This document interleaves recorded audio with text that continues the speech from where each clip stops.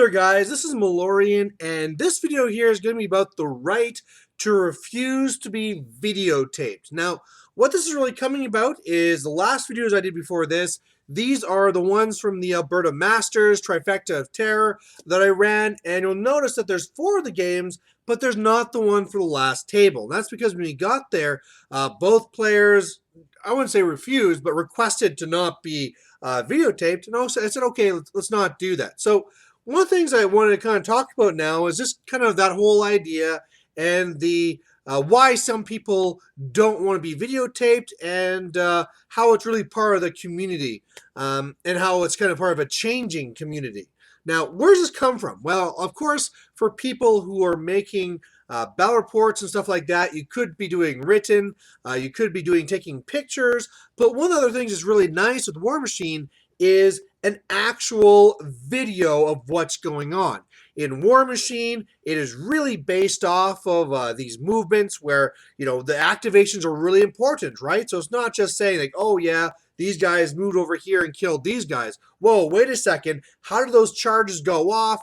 How did you try and make all the interactions work? And so really, there's a lot more to be gained from a video that you can't really get from a picture. Now, the other really nice thing about this is when it comes to videotaping the top level players, the reason why you want to see this stuff is because you want to learn how to actually do this and also what to look out for. So let's say, for example, if I'm seeing a video with Jay Larson and he's doing his Signar, I am watching all of his movements so that I can learn how to be better with my Signar. You know, maybe I'll realize like, oh yeah, if you do this and this, it's not just a thing about a way that you change your list, it's a way that you actually play the list. And you can only really get that by somebody videotaping their game and putting it up so that you can actually watch it being done. And then it's the same way the other way, right? Where if you're watching like, wow, they can do that. I'm glad I saw that before it actually came up against me, right? If for some whatever reason you hadn't seen Lilith 2 before, or you haven't seen Butcher 3 before, or even just some smaller interactions, seeing these happen in the video, and a lot of times explained as well, is where you get to learn these things, become a better player before it actually happens to you. So that's all the feel-good rainbow reasons for videos. Well, what's really the reasons why people don't want to be videotaped? And there really are quite a few reasons. The very first one, let's just talk about just maybe your army isn't painted, right? You have guys that say, you know what, my army here is all silver, or maybe I'm just a really bad painter, and I just don't really feel comfortable with you putting this out there because my name will look bad, right?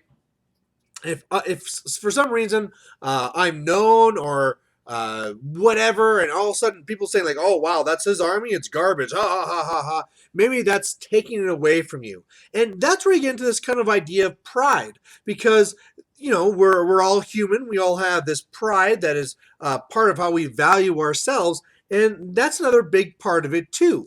It's the whole stress of like, well, what if I make a mistake, right? What if I'm playing and there's some mistake I make? And then people will come on and saying, oh, you know, you screwed that up. You should have done this. Or, oh, wow, you know, that was a horrible choice, blah, blah, blah. You know, this is the right way. You should have done it. You know, there's a lot of that pride where normally if you're just playing a game with your buddies in the basement or whatever, that's not part of it. You know, it's one-on-one, you're playing the game, and then all of a sudden, if there's ever a mistake or a bad move, well, that's just kind of on yourself. Hey, you know, I just forgot to activate this unit. I guess that means that I have a less or a smaller chance of winning the game. But it's not going to be broadcast out to everybody else who are then going to come back and say, what an idiot I am. The next stage too is maybe whether, and this is really a very big one right now with the local, well, the global community, and that's the idea of being judged and scrutinized for whether you're cheating or not. And I mean, let's put it 2 ways. First of all, this could be something where, yeah, this is a guy where he always cheats, he does this, and when it's broadcast to everybody else, then he's called out on it. So he doesn't want to be videotaped because then he'll be called out. You know, all of a sudden they're going to notice that he does whatever and doesn't want that.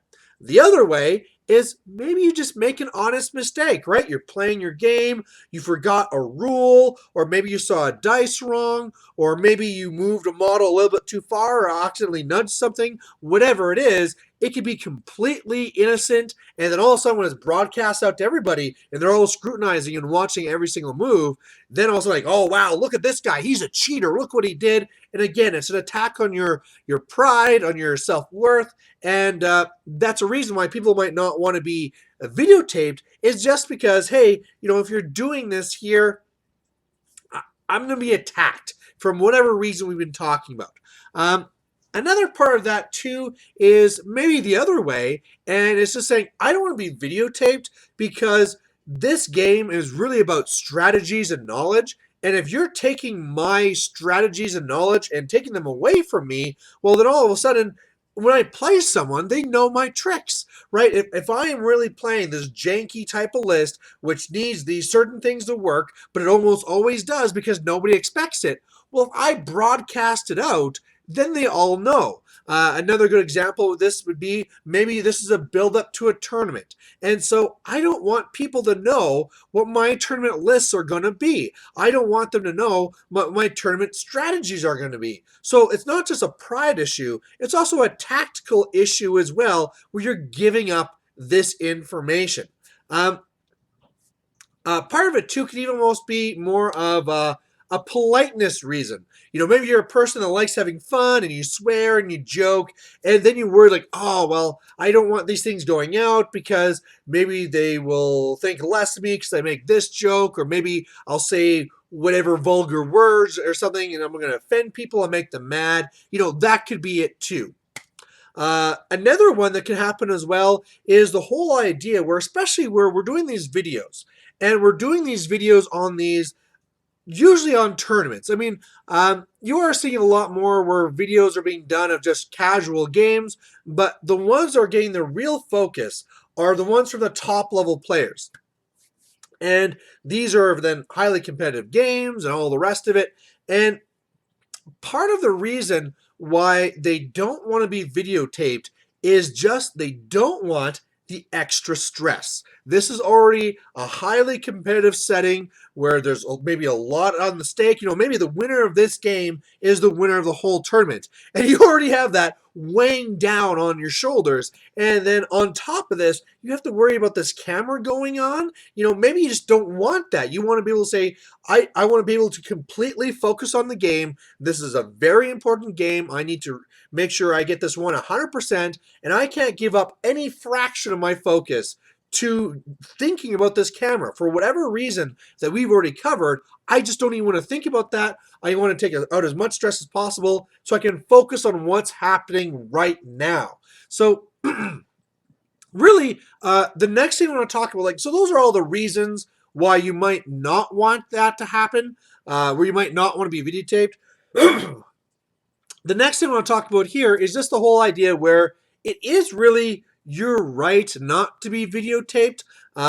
Say in this last tournament here, I had it so that going through, people request it because I was recording one game for every round, and then I planned to do the top table as well. Well, I had somebody that was going to be on that top table midway through the tournament who said, you know what, I just don't want to be videotaped. He didn't give a reason. He just said, I don't want to be videotaped. And I said, fine, that's no problem. Really, instead of you being on table 1, I'll take your pairing, your table 2. Table 2 is now number 1. It doesn't really change anything. It's just showing who's on what table. And there should be no reason the TO should be throwing a hissy fit saying, no, you can't do that. Another part here too is even if they go in and they say, hey, this is this tournament here, I'm going to be recording the top table because this is what we do. We always show our best table, blah, blah, blah. You still have the right to say, I do not want to be videotaped. It's just something where you have this personal right, and no TO should feel that they should be able to force this on you. In my tournament package for this one here, I specifically say the top table will be videotaped because for my part here, I just really wanted to showcase local talent. And it's more that education thing. Like, hey, look out here, world. Canada has a lot of top players. Here are some of them doing some of their best things. And that was kind of my intent. And I really want to make it clear that, hey, the top table, warning to everyone, will be videotaped. Now, like I said, in this case here, they both came up and said, hey, I'd rather if you didn't. And I believe what I did was the right thing. And I said, okay, sure, that's no problem. And I just kind of, turned off the camera and made sure they knew that nothing was happening and let them play their game. And they had a fantastic, great game that I really wish I had recorded because it was so fantastic. But at the same time, I'm still glad that I let them play their game without those distractions. So if you are ever playing those games, and maybe there's a tournament organizer who's being a little bit forceful, just say, hey, maybe this guy, run their table here. This is the top table. We'll play on table 2. Bring theirs over here. And it doesn't really affect anything, right? Sure, maybe as a TO, maybe you have your own pride thing, right? Like, I always broadcast that top table, but you know what? Get past that pride and realize that the players are really what's really important. Past that, though, I mean, I've really been setting this up as saying, this is all the reasons that you shouldn't be videotaped and then kind of defending it. But now, in this last part of the video, I want to talk about why you should not be really threatened about being videotaped. And it really will touch on all those things we've already talked about. Now, probably the best comparison here is talking about Death Clock. Now, when you first start playing Death Clock, it is something where it's set up and you're looking at it and that time is ticking away. It is definitely adding to the stress of the game, and it is definitely making it something that's a little bit more frustrating because instead of focusing on the game, you're focusing on this clock. However, the more that you play it, the more you get used to it, and eventually it's nothing, right? It's just part of the game. I do my turn, click, I'm done. Really, I find that's the same thing with the camera as well. So the first time that you do a game being videotaped, you're like, wow, this is legit. Everything I do has to be perfect because they're going to really rail on me and blah, blah, blah, blah, blah. Man, I got to do this right. And you're stressing over it. But the more that you do it, the more it's like, yeah, it's nothing, right? Whether there's a camera aimed at you or it's a judge or another player or whatever, I'm still playing my game and this means nothing. I mean, we talked about the distraction, but when you're in your tournament, normally there's people all around you, right? Whether they're watching your game or playing their own games or chatting about this over there, there's always these distractions. And so one of the things you have to kind of train yourself to do is how to actually focus on that game. Now, while we talked about that too, one of the things that you get worried about, like I said, is like, oh, what if I make a mistake? What if I, accidentally cheat? What if I do whatever? And you're worried about that pride, about being attacked. Well, there's 2 parts to that I really want to show is that one, the internet is full of trolls. And even when you go through and you play this perfect game, there will always be some small nitpick. Don't take it personally. Trust me, I've been doing these videos for a long time, and even when I do something that I think is like, oh, this is great, it's just going to get fantastic reviews, no. We get, somebody says something bad about it because there's always that one guy that wants to find something wrong. And the big thing is just to say, like, you know what, this is just nothing personal. The last part of it, too, is that if you're walking into a game, like, hey, either honestly, I'm a new player and I will make mistakes, so be it, or guess what? I'm not a cheater. I don't need to worry about somebody calling me out for cheating because I don't cheat. Some guy can go up there and say like, oh, you moved your guy an extra inch or you forgot about this interaction. Well, so be it. Guess what? You're 100% right. I forgot about that interaction. It means nothing. You there, who knows where in the world you are, say whatever you want. I went to my game, I played my game to the best of my abilities, and, unless I am a dirty cheater, I should have nothing to fear because I went to this game doing my best. Now, with me now showing kind of both sides of the argument, it really just comes down more to respect and helping out the community. I do feel that doing these videos does really help the community, because not only does it show off these top level players to the world and people can learn from them, it really is just that thing where that all of a sudden new players can be coming in, and it's a real source from them to learn these strategies, right? Like, you can go on and kind of read some forums about how X caster works, but seeing it in action is really big. But on the other side too, you know what? If you don't like it, just request not to be videotaped. It is something you should try to get used to, because the community is happening more and more all the time. I'm seeing people around, okay, I'm doing pictures, I'm doing this, I'm going to start doing videos now. It really is becoming a bigger part of it, especially at that higher level. And just like how you can say, I'm not going to be doing Death Clock during casual games, and then you get caught with it when you go to a tournament, it's really the same thing with a video. Where if you don't do that during the regular games, if you go to something big like lock and load, and all of a sudden now this is a distraction because you're not used to it, then that's not going to be good. So it's probably in your best interest. But either way, I've been rambling on for about 15 minutes. I would love to hear what you guys think. Maybe write down below what you think about this whole surge of having more battle reports, be them people taking pictures or making videos. And what do you think? Does it add, does it minus, or what are your worries? And either way, hopefully I can start making some better ones. So there you go. Thanks for watching, and we'll catch you later. Bye.